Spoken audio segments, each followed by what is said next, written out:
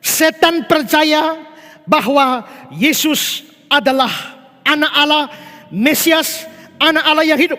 Setan percaya. Dan dalam bagian Alkitab yang lain menyatakan bahwa kepercayaan pada Yesus sebagai Mesias, anak Allah yang hidup, itu berimplikasi kepada keselamatan atau hidup kekal. Perhatikan Yohanes 20 ayat 31. Tetapi semua yang tercantum di sini telah dicatat supaya kamu percaya bahwa Yesuslah Mesias, anak Allah, dan supaya kamu oleh imanmu memperoleh hidup dalam namanya. Jadi perhatikan ayat ini. Kalau orang percaya Yesus Mesias, anak Allah, dia akan memperoleh hidup. Hidup di sini, hidup kekal atau selamat. Ya. Nah, berdasarkan ayat ini, bukankah setan telah mengakui Yesus anak Allah? Anak Allah yang maha tinggi, yang kudus dari Allah, Mesias anak Allah yang hidup. Setan percaya. Berdasarkan ayat ini, maka setan seharusnya memperoleh keselamatan dalam nama Yesus. Tapi ternyata tidak. Kitab suci dengan tegas mengatakan setan-setan akan dihukum. Tapi mengapa setan akan dihukum padahal mereka mengakui seperti pengakuan Petrus, seperti pengakuan malaikat, seperti pengakuan Allah Bapa, seperti pengakuan yang sesungguhnya dari identitas Yesus itu. Kenapa setannya tidak selamat? Pun setan percaya seperti itu. Iman setan itu tidak benar. Kenapa imannya tidak benar? Padahal dia percaya seperti yang dikatakan kitab suci. Letak ketidakbenaran iman setan itu di mana? Saudara, jikalau kita mengacu pada surat Yakobus, maka di sana dijelaskan bahwa iman itu, jikalau imannya benar, maka iman benar itu pasti akan menghasilkan perbuatan yang baik atau perbuatan yang benar. Iman yang benar akan menghasilkan hidup yang benar. Perhatikan Yakobus 2, 17-18. Demikian juga halnya dengan iman. Jika iman itu tidak disertai perbuatan, maka iman itu pada hakikatnya mati. Tetapi mungkin ada orang berkata, padamu ada iman dan padaku ada perbuatan. Aku akan menjawab dia, tunjukkanlah kepadaku imanmu itu tanpa perbuatan. Dan aku akan menunjukkan padamu imanku dengan perbuatanku. Jadi menurut Yakobus, iman itu kalau benar menghasilkan perbuatan. Jikalau perbuatan baik tidak dihasilkan, ada yang tidak beres dengan iman itu, atau iman itu pada hakikatnya mati. Kalau namanya mati tidak ada, berarti sebenarnya tidak ada iman. Nah, kelihatannya iman setan adalah iman seperti itu. Iman yang tidak menghasilkan kebenaran. Iman yang tidak menghasilkan perbuatan yang baik. Karena itulah, karena jenis iman seperti itu, maka tadi kan Yakobus 2, 17-18. Satu ayat setelah itu, Yakobus melanjutkan. Ayat 19. Engkau percaya bahwa hanya ada satu Allah saja? Itu baik. Tetapi setan-setan pun juga percaya akan hal itu. Dan mereka gemetar. Setan-setan engkau percaya ada satu Allah? Di dalam kalimat itu terkandung dua hal. Pertama, itu terkandung apa yang disebut sebagai teisme. Kepercayaan akan adanya Allah. Dan yang kedua, apa yang disebut sebagai monoteisme. Kepercayaan pada satu Allah saja. Ada teisme dan monoteisme. Yang teisme belum tentu monoteisme. Karena ada yang percaya ada Allah, tapi percaya Allah ada banyak. Itu namanya politeis. Yang benar adalah teisme, bukan ateisme. Dan yang benar adalah monoteisme. Satu Allah, bukan politeis. Nah, di sini engkau percaya hanya ada satu Allah saja, teisme dan monoteisme, itu baik. Tapi setan-setan juga percaya akan hal itu.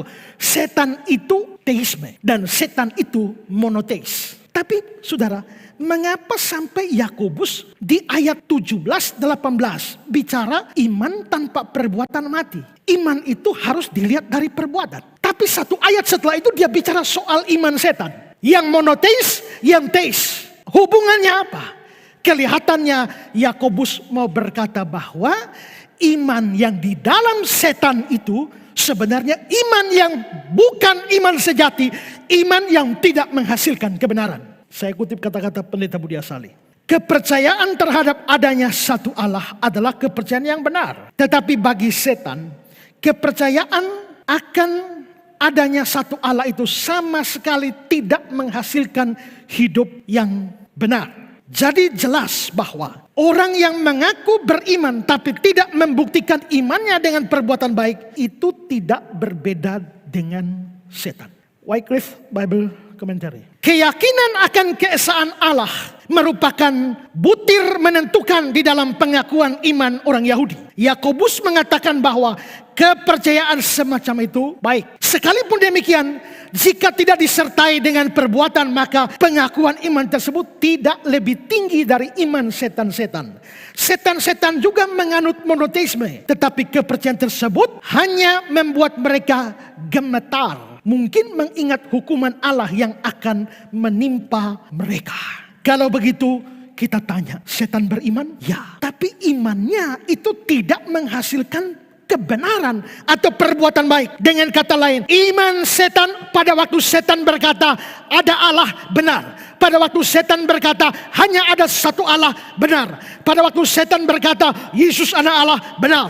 Pada waktu setan berkata Yesus yang kudus dari Allah benar. Pada waktu setan berkata Yesus Mesias anak Allah yang hidup benar. Tapi iman setan itu ternyata hanya iman intelektual. Iman setan tidak sampai melahirkan kebenaran. Tidak sampai melahirkan perbuatan baik di dalam hidupnya. Imannya hanya iman intelektual. Karena itu sekalipun pengakuan iman setan benar. Seandainya setan merumuskan pengakuan iman. Dan tiap minggu mereka berdiri. Aku percaya Yesus itu adalah anak Allah yang hidup. Sekalipun setan bikin rumusan-rumusan pengakuan iman seperti itu. Tapi tetap saja imannya tidak berdampak pada kehidupan setan-setan. Karena dalam kenyataannya setiap saat setan-setan memberontak dan melawan Allah. Barclay bilang begini, secara intelektual iblis meyakini keberadaan Allah, bahkan gemetar di hadiratnya. Tetapi kepercayaan itu tidak mengubah mereka, bahkan sampai hal yang paling kecil sekalipun. Iman itu tidak mengubah mereka. Itulah sebabnya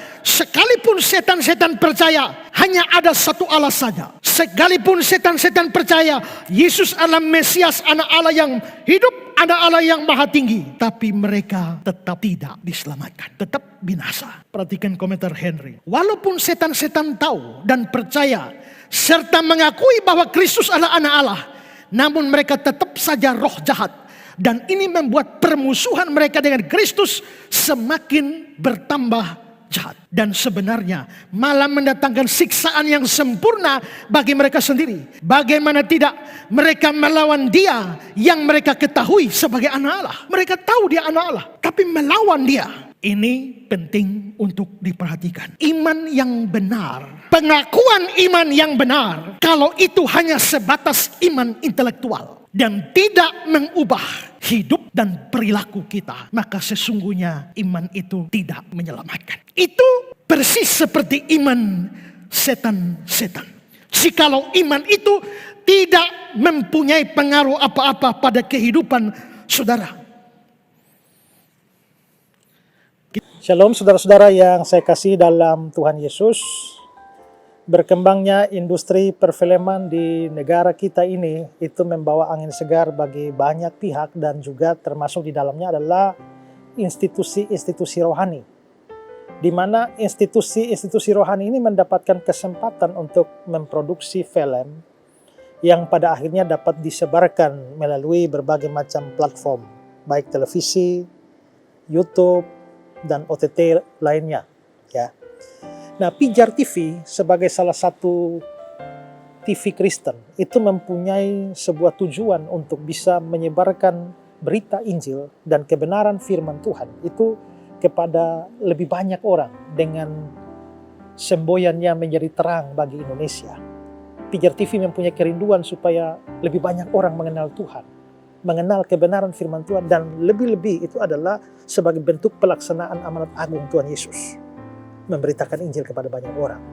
Nah, tentu saja memberitakan Injil itu bisa dengan berbagai macam cara, tapi dengan berkembangnya industri perfilman ini, maka Pijar TV itu mempunyai kerinduan untuk memproduksi sebuah film rohani yang syarat dengan pesan Injil maupun juga pengajaran firman Tuhan. Karena itu Pijar TV bekerja sama dengan Yayasan Karya Bakti Esra Soru, juga dengan Gereja GKN Revival, dan juga dengan YGP itu berencana memproduksi sebuah film rohani pada bulan Desember yang akan datang dan diproduksi di Kota Kupang dengan judul Suatu Hari Nanti.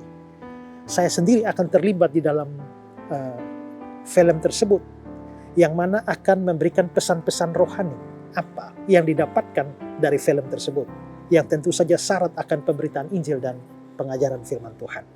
Nah, untuk melaksanakan ini tentu saja membutuhkan biaya yang cukup besar, dan karena itu pada kesempatan ini saya juga meminta saudara-saudara untuk mendukung program atau rencana ini, rencana produksi film ini, baik melalui dukungan doa dan juga termasuk dukungan dana. Kalau saudara digerakkan Tuhan untuk ambil bagian dalam pekerjaan Tuhan ini, maka di layar saudara itu ada nomor rekening yang tertera di sana.